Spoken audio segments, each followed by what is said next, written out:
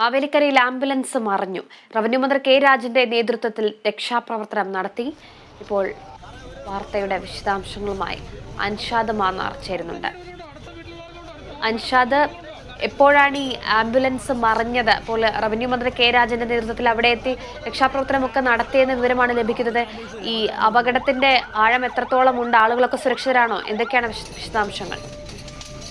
അനുജ, ഇന്ന് രാത്രി 8:45 കൂടിയാണ് മാവേലിക്കര മിച്ചൽ ജംഗ്ഷനിൽ പിക്കപ്പ് വാനിൽ ഇടിച്ച ശേഷം രോഗിയുമായി വണ്ടാനം മെഡിക്കൽ കോളേജ് ആശുപത്രിയിലേക്ക് പോയ ആംബുലൻസ് മറിഞ്ഞത്. ഈ ആംബുലൻസിൽ ഉണ്ടായിരുന്ന രോഗി ചെറിയനാട് പാലിയത്ത് വീട്ടിൽ പ്രശാന്ത് എന്നയാൾ മരണപ്പെട്ടു എന്നുള്ള വിവരമാണ് ഇപ്പോൾ ലഭിക്കുന്നത്.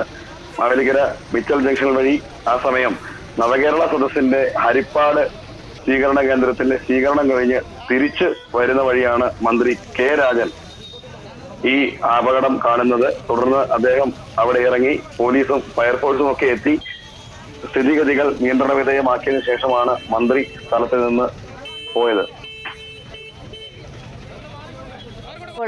വലിയ രീതിയിലുള്ള ആളുകളുടെയൊക്കെ അവസ്ഥ എങ്ങനെയുണ്ട്? ഈ ആശുപത്രിയിലേക്ക് കൊണ്ടുപോയ ആളുകളുടെ അവസ്ഥ എങ്ങനെയുണ്ടെന്ന് എന്തെങ്കിലും വിവരമൊക്കെ അറിയുമോ? മരണപ്പെട്ട രോഗി ഉൾപ്പെടെ 3 പേരാണ് ആംബുലൻസിൽ ഉണ്ടായിരുന്നത്. ആ ആംബുലൻസിൽ ഉണ്ടായിരുന്ന പ്രശാന്തിന്റെ മാതാവ് പ്രസന്നകുമാരി, അതുപോലെ തന്നെ ശ്രീകുമാർ എന്ന് പറഞ്ഞ ബന്ധു, ആംബുലൻസ് ഡ്രൈവർ സച്ചിൻ എന്നിവർക്കും അപകടത്തിൽ പരിക്കേറ്റിട്ടുണ്ട്.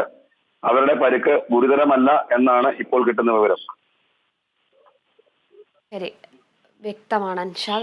മാവേലിക്കരയിൽ ആംബുലൻസ് മറിഞ്ഞു, അപകടമുണ്ടായി. റവന്യൂ മന്ത്രി കെ രാജന്റെ നേതൃത്വത്തിൽ ഇവിടെ രക്ഷാപ്രവർത്തനം നടത്തി. വിശദാംശങ്ങൾ നൽകിയത് അൻഷാദ് മാന്നാറാണ്.